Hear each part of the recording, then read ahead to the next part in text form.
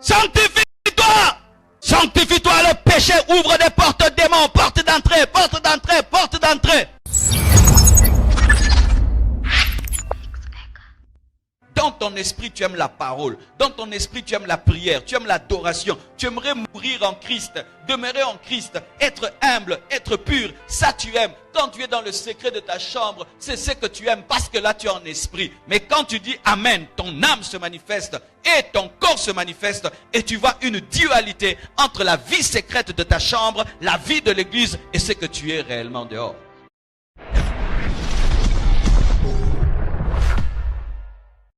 La puissance de la sanctification. Je parlerai des avantages qu'il y a derrière la sanctification, car il y a beaucoup d'avantages derrière la sanctification. Je parlerai des bénéfices de la sanctification, de la force de la sanctification, de l'onction qu'amène la sanctification, car la sanctification amène l'onction. Dans notre pays, les gens croient que si tu prêches la sainteté, tu ne peux pas opérer dans la puissance. Ce qui est archi faux. Que si tu prêches la sainteté, tu ne peux pas guérir les malades, tu ne peux pas chasser les démons, tu ne peux pas ouvrir les yeux des aveugles, tu ne peux pas opérer dans le surnaturel. Archi faux de archi faux. D'ailleurs, la sanctification le permet plus facilement et de manière permanente et constante. Je parlerai aussi de l'élévation qu'amène la sanctification. Lorsque je parle de la puissance de la sanctification, je parle de l'élévation qui vient derrière la sanctification, l'onction du Saint-Esprit qui vient par la sanctification, des bénéfices et des bénédictions qu'il y a dans la sanctification. Qu'est-ce que la sanctification? La sanctification, c'est l'action par laquelle on met un homme à part, par Dieu et pour Dieu. Par Dieu et pour Dieu. Car la sanctification ne commence pas d'abord par la décision de l'homme, mais commence par la décision de Dieu. C'est quand tu es mis de côté. Ce qui fait que tu ne peux pas dire que tu es chrétien ou tu es l'église sans te sanctifier, car ecclésia veut dire un groupe de personnes qui est mis de côté. Il n'y a pas d'un côté les chrétiens sanctifiés et les chrétiens non sanctifiés. Il n'y a pas d'un côté l'église sanctifiée et non sanctifiée. Quiconque est dans l'église doit vivre dans la sanctification, car l'essence même de l'église, c'est la sanctification. Il n'y a pas l'église du péché. Lorsque l'église devient l'église du péché, où le péché est toléré, accepté, compris, prêché, enseigné, ce n'est plus l'église, parce que l'église, c'est la sanctification. Alléluia. Quiconque ici se dit être chrétien et se dit être l'église ne peut pas l'être sans être sanctifié, car l'église, c'est déjà un groupe d'hommes et de femmes mis à part, au milieu des nations, au milieu des peuples, au milieu des païens. Mais voici ce que tu dois connaître dans le domaine de la sanctification. La sanctification a deux niveaux. Il y a le premier niveau qui est la sanctification pratique. Cette sanctification, pour ceux qui ont leur Bible, quand vous allez lire Philippiens 1, verset 1, la Bible dit ceci. Paul et Timothée, serviteurs de Jésus-Christ, à tous les saints en Jésus-Christ qui sont à Philippe, aux évêques et aux diacres, à tous les saints en Jésus-Christ. Paul écrit une lettre aux saints. Et ces saints n'étaient pas morts, ils étaient vivants. Une certaine église enseigne qu'on devient saint lorsqu'on meurt. Qu'on devient saint après être canonisé par un serviteur, par un prêtre, par un pape. Mais la Bible ne le dit pas. Ces hommes de Philippe étaient vivants. Et l'apôtre Paul, lorsqu'il écrit aux Philippiens, il dit aux saints qui sont à Philippe. Et c'est seulement un vivant qui peut lire une lettre. Voici ce que vous devez savoir. Le premier niveau de la sainteté, c'est la sainteté que Dieu te donne par la foi. Lorsque tu crois en Jésus, tu es déclaré saint, déclaré juste. Alléluia. Par ta position en Christ, tu es saint. Lorsqu'un homme croit en Jésus, sa position céleste, c'est une position de sainteté. Quiconque ici a cru en Jésus est saint. Dis, je suis saint. Alléluia. Tu es saint sans mourir. Tu es saint parce que tu as cru en Jésus-Christ qui est le saint. Et cette sainteté est dans ton esprit. Pourquoi je dis dans ton esprit? Parce que tu as trois parties. Tu as un esprit, tu as une âme et tu as un corps. La sainteté de position, la première sainteté se vit au niveau de l'esprit. C'est là qu'il y a la nouvelle naissance. Lorsque tu nais de nouveau, tu nais dans ton esprit, tu deviens une nouvelle créature. Mais qu'est-ce que tu vas remarquer? Dans ton âme, il y a des mauvais désirs, malgré que tu es né de nouveau dans ton esprit. Tu donnes ta vie à Jésus-Christ ici, ton esprit naît de nouveau et tu es déclaré saint. Mais tu sens dans ton âme, tu as la colère, tu as la haine, tu as des mauvais désirs, des mauvais penchants. Tu sens en toi une lutte entre la sainteté de position que tu as reçue et ta réalité.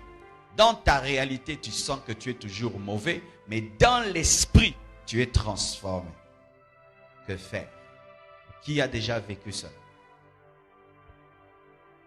Où tu donnes ta vie à Jésus. Tu as une intimité avec le Saint-Esprit dans ton esprit. Là, tu as la haine du péché.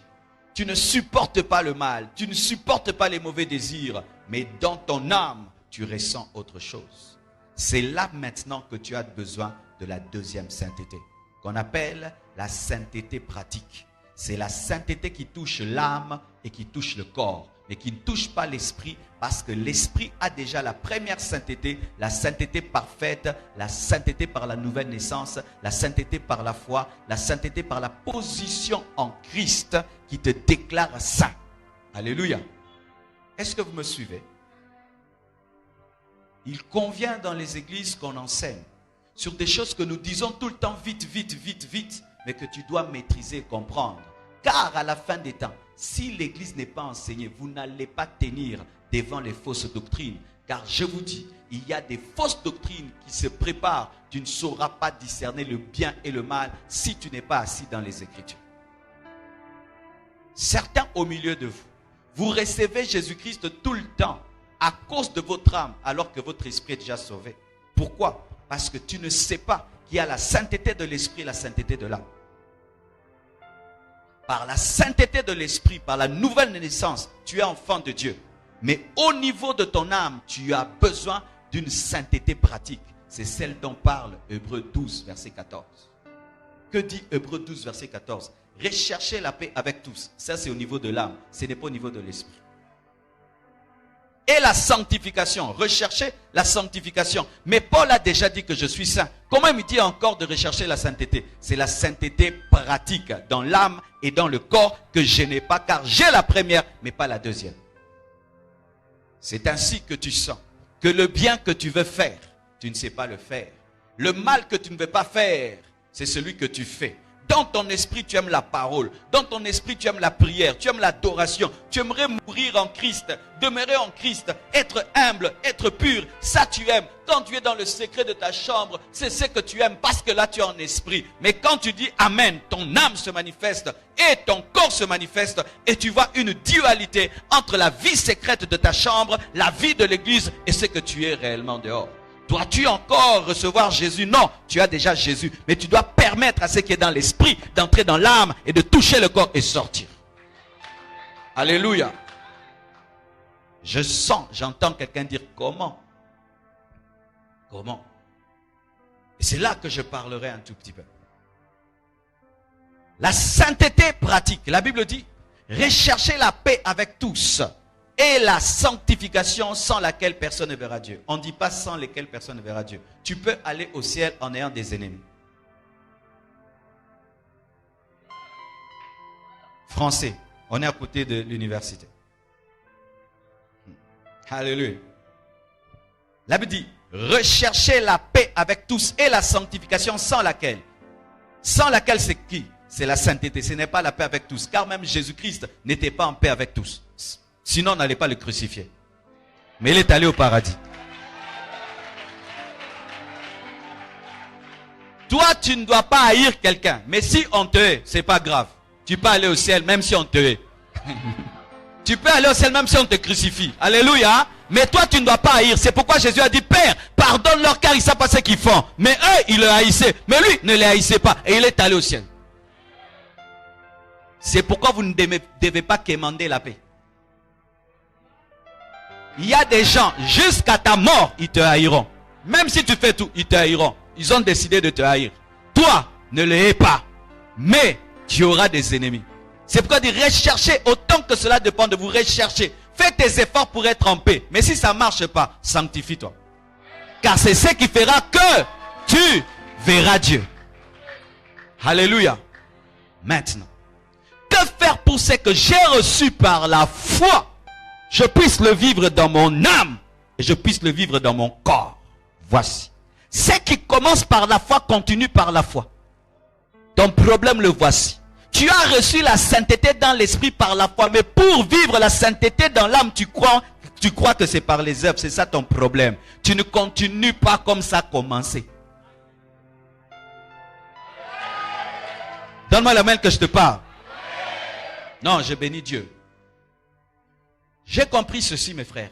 Plus tu comprendras la Bible, plus la Bible deviendra facile. Quand tu vois quelqu'un, plus il comprend la Bible, plus que ça devient compliqué, il ne la comprend plus. Car le bon professeur, même si c'est un grand professeur de philosophie et de mathématiques, finit par faire que les gens puissent avoir 10 sur 10 à ses interros. Voici, mon frère. Comment faire pour que ce que tu as reçu dans l'esprit puisse être vécu dans l'âme? Tu dois le croire aussi. Autant je crois que je suis saint dans mon esprit, je crois que je peux devenir saint dans mon âme. Car je n'ai aucune force pour me transformer moi-même. Je n'ai aucune puissance pour me changer moi-même. Alléluia. Je n'ai aucune force pour me changer moi-même. Aucune puissance pour me changer moi-même. Et comme je n'ai aucune force, je dois avoir la foi en celui qui a toute la force. Ton problème de péché demeure. Ce n'est pas d'abord parce que tu as un problème de volonté. Tu as un problème de foi. Tu as un problème de foi. La foi en qui? La foi en celui qui a été placé à côté de toi pour t'apprendre à vivre dans la sainteté, le Saint-Esprit. Tu laves toi-même ta maison alors que tu as à ta disposition le savon. Tu conduis la voiture très très mal alors que tu as le chauffeur et tu te bats dans le domaine de la sainteté alors que tu as un coach de la sainteté appelé Saint-Esprit pour t'aider. C'est pourquoi Apocalypse dit, l'Esprit et l'Église disent, viens, pourquoi c'est l'Esprit de Dieu qui t'enseigne ce que Jésus aime dans l'âme, car c'est lui qui sait ce qui est dans ton esprit pour le déposer dans ton âme. Le Saint-Esprit habite où? Ton esprit, n'est-ce pas? Mais il n'est pas que dans ton esprit, il est en dehors de ton esprit. Ainsi, il peut prendre ce qui est dans ton esprit, le communiquer à ton âme. La vie chrétienne devient difficile lorsque vous mettez de côté l'Esprit de Dieu. La vie chrétienne devient difficile lorsque vous mettez de côté la foi et vous voulez par vos efforts aller au ciel. Je crois que jusque dans ma vieillesse, j'abandonnerai jamais Dieu.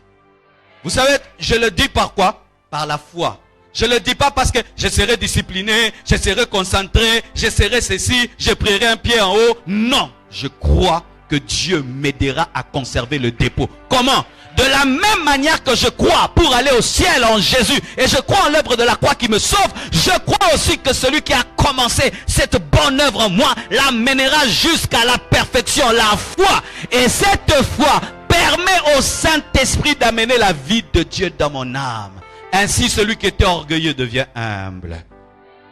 Celui qui était impudique n'arrive plus à commettre l'impudicité. Celui qui est brutal est rempli de douceur et tu portes ce qu'on appelle le fruit de l'esprit. Le fruit de l'esprit est porté où? Dans l'esprit ou dans l'âme? Où? Dans l'âme. Quand on parle du fruit du Saint-Esprit, c'est le fruit que le Saint-Esprit qui est dans ton esprit vient produire dans ton âme. Il te donne maintenant la douceur, toi qui étais brutal. Alléluia. Il te donne la foi, toi qui étais rempli de doute. Il te donne la joie, toi qui étais rempli de tristesse. C'est le fruit de l'esprit dans ton âme. Car on met une comparaison entre les fruits de la chair et ceux de l'esprit. Et la chair est où? Dans l'âme. Vous comprenez ce que je dis? Dans ton âme, il y a l'impudicité. Mais dans ton âme aussi, il peut y avoir la pureté. Dans ton âme, il y a l'orgueil. Mais dans ton âme aussi, il peut y avoir l'humilité par l'esprit. C'est pourquoi, quand tu es rempli du Saint-Esprit, ton âme porte le fruit de l'humilité. Et quand tu perds la plénitude, ton âme porte le fruit de l'orgueil. Quand ton âme est remplie, quand tu es rempli de l'esprit, ton âme porte le fruit de la pureté. Mais quand tu n'es pas rempli de l'esprit, ton âme porte le fruit de quoi? De l'impureté. La même personne. Prends le même arbre. Plante-le ici. Si c'est fertile, tu vas voir des fruits sortir. Prends-le, échange-le. Mets un endroit pierreux. Tu vas voir ce que ça va porter. Mais c'est toujours le même arbre. Où es-tu planté?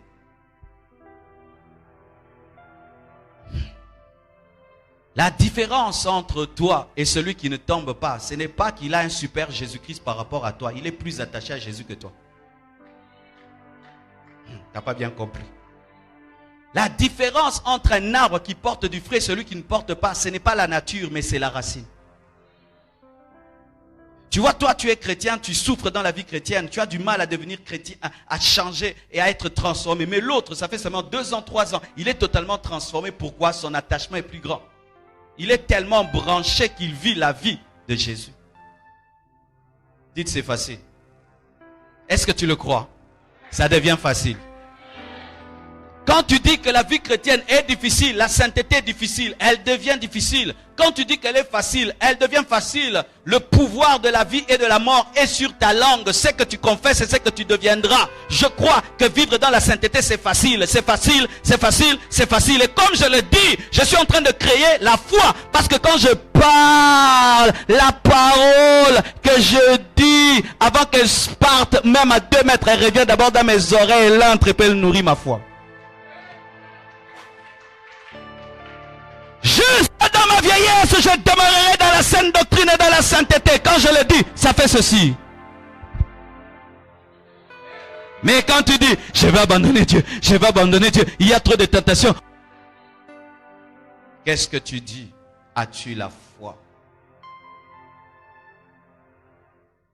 Maintenant, mes frères et sœurs, voici un grand secret que j'aimerais vous donner dans le domaine de la sanctification. Lorsque nous lisons ce passage d'Hébreux 1, verset 9, il s'agit d'une déclaration du Père à son Fils. La Bible dit, tu as aimé la justice et tu as haï l'iniquité. C'est pourquoi, ô Dieu, ton Dieu t'a oint. C'est deux, chez toi c'est D en minuscule et puis D en majuscule. Qui a vu DD en majuscule chez lui? Ô Dieu, ton Dieu t'a oint. Qui a vu 2D? 2D en majuscule. Ça veut dire quoi? C'est-à-dire que le Père est Dieu, le Fils est Dieu. Le Fils n'est pas Dieu en minuscule. Le Fils est omniscient, omniprésent et omnipotent. Jésus n'est pas un ange. Il est Dieu en majuscule. Il est le Dieu créateur. Alléluia. Jésus est aussi Dieu que le Père, mais n'est pas le Père. Oh, mais c'est ça, non? Vous ne voyez pas qu'il y a 2 personnes ici, mais les 2 sont Dieu. Oh, relisons. Tu as aimé la justice et tu as haï l'iniquité. C'est pourquoi, ô Dieu. Là, il s'agit de qui? Jésus. Ô Dieu. Le ô Dieu, là, c'est Jésus. Ton Dieu, c'est qui? Qui oint le Fils? Le Père. Le Père est Dieu. Le Fils est Dieu. Alléluia. Jésus n'est pas l'ange Michael. Jésus est le créateur de l'ange Michael. Donne-moi un amen. Alléluia. Si notre salut ne vient pas de Dieu, nous ne sommes pas sauvés. Car un Dieu peut sauver sa créature. C'est pourquoi Moïse, Élie et aucun ange n'a osé ouvrir le livre. Car il fallait Dieu pour l'ouvrir. La parole Dieu s'est faite chair. Dieu. Tu as été sauvé par Dieu. Tu n'as pas été sauvé par un prophète. Tu n'as pas été sauvé par un ange. Tu as été sauvé par Dieu avec des majuscules. Alléluia. Mais Jésus n'est pas le Père. Et le Père n'est pas Jésus. Le Père, c'est le Père. Le Fils, c'est le Fils. Le Saint-Esprit, c'est le Saint-Esprit. Car la Bible nous dit, il est allé au Père et il a répandu l'Esprit. Mais tous sont Dieu. Mais il n'y a pas trois dieux. Ici, il y a combien de lampes? 1, 2, 3, 4, 5, 6, 7, 8, 9, 10. Est-ce qu'il y a 10 lumières? Alléluia. Est-ce qu'il y a 10 lumières? Une seule lumière. Le Père, le Fils et le Saint-Esprit, ça fait un Dieu. Comme toi, tu as le corps, l'âme et l'esprit. Ça fait 3 toi. Vous êtes à 3 assis. Quand tu es dans 3 chaises, pourquoi une chaise? Mais vous êtes à 3. Mais quand tu es dans 3 chaises, mais pourquoi une chaise? Pourquoi une chaise? Ton corps, c'est ton corps. Ton âme, c'est ton âme. Ton esprit, c'est ton esprit. Mais mon esprit s'appelle qui? Mon âme, qui? Mon corps s'appelle qui?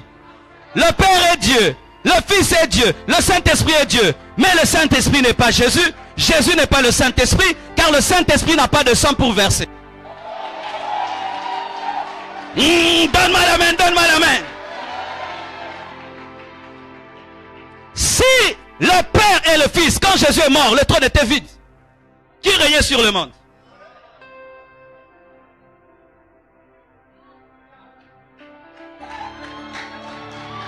Et le Saint-Esprit n'est pas une puissance, il est Dieu. Car lorsque Ananias et Saphira ont péché, on leur a dit, pourquoi avez-vous menti au Saint-Esprit? Pourquoi avez-vous péché contre Dieu? Le Saint-Esprit est Dieu. D majuscule. Il n'est pas une puissance. Le Saint-Esprit n'est pas une puissance. Une puissance, est-ce qu'elle peut s'attrister? Est-ce qu'une puissance parle? Est-ce qu'une puissance aime? Une puissance révèle? Il est une personne, Dieu. Le Saint-Esprit est omniscient. Il est omnipotent. Il est omniprésent. Jésus est omniscient, omniprésent et omnipotent. Certains disent non, mais il a dit qu'il ne sait pas quand est-ce que ça arrivera. Quand il entre dans la dimension de la chair, il ne connaît pas tout. Mais quand il entre dans la dimension de l'esprit, il connaît tout. Parce qu'étant homme, on pouvait le porter dans le ventre. Étant Dieu, tu vas le porter. Étant homme, il pouvait avoir faim. Étant Dieu, il n'a pas faim. Oh Dieu, ton Dieu t'a oint. T'a oint d'une huile de joie au-dessus de tes égaux. Qui sont ces égaux? Non.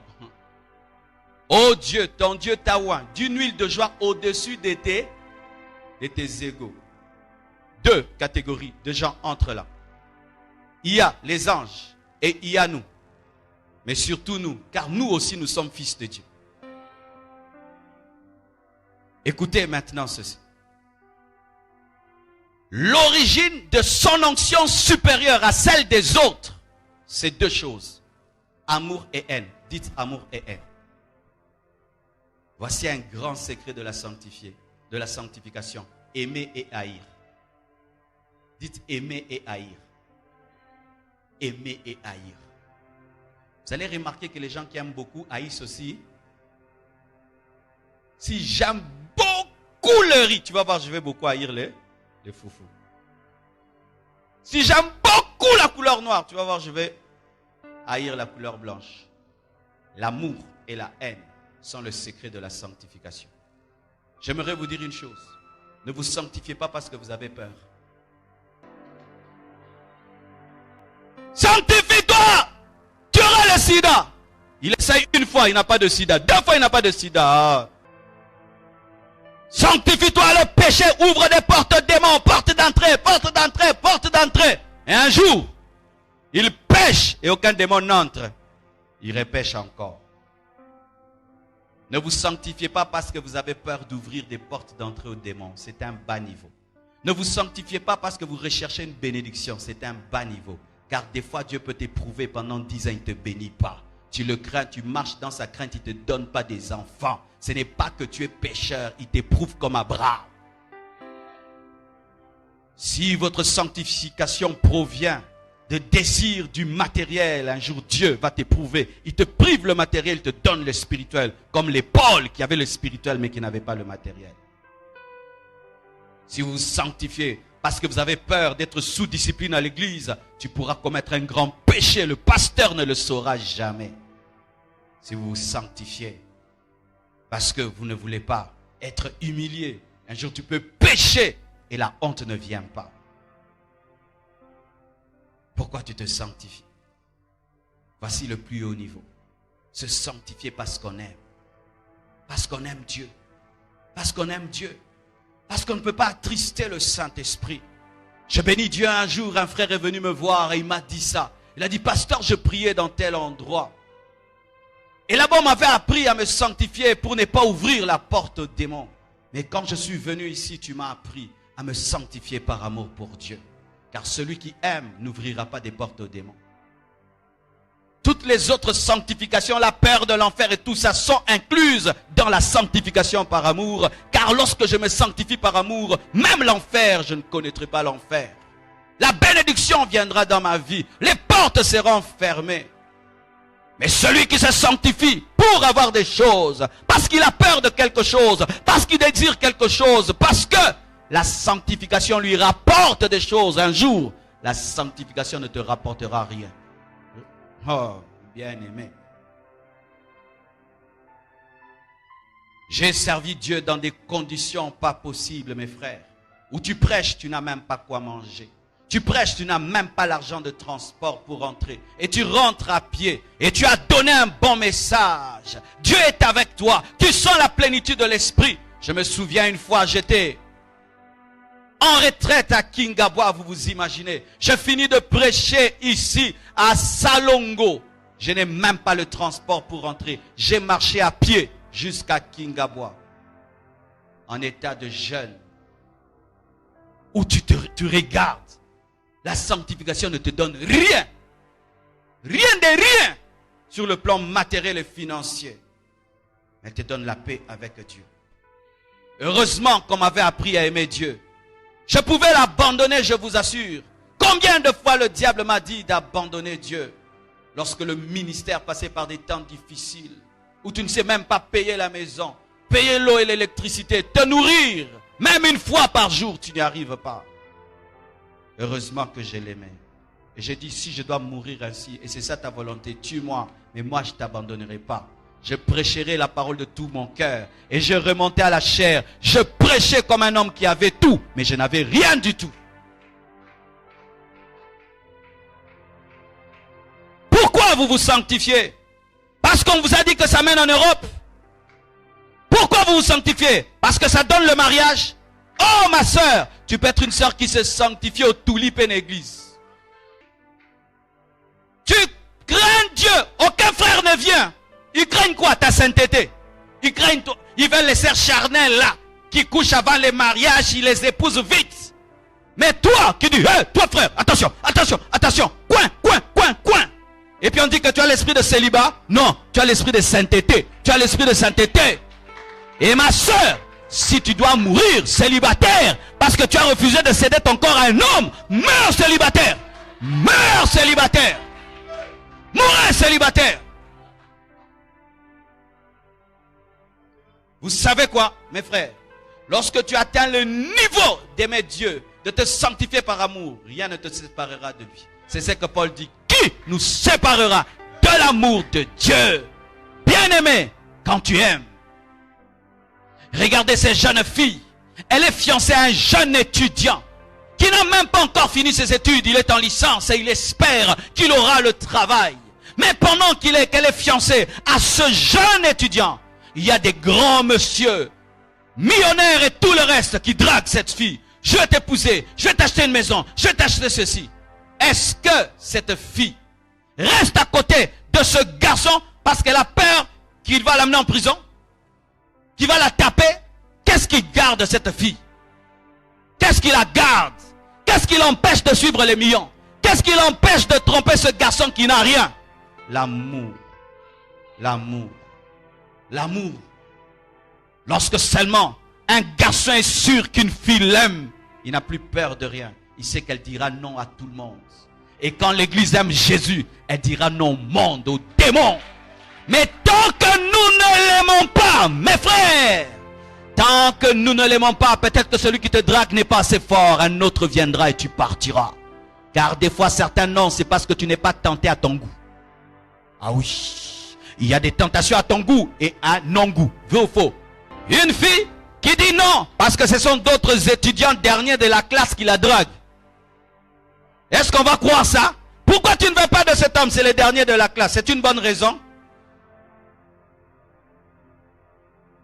Quand le diable te secoue, quelle est ta raison? Tu lui dis j'aime Jésus. Ou tu lui dis quoi? Qu'est-ce que tu vas me donner? Il peut aussi te donner des choses. Satan donne. Qu'on ne vous mente pas. Le diable donne aussi. Les démons donnent aussi. Mais il y a une chose qu'ils ne donneront jamais. L'amour pour Dieu.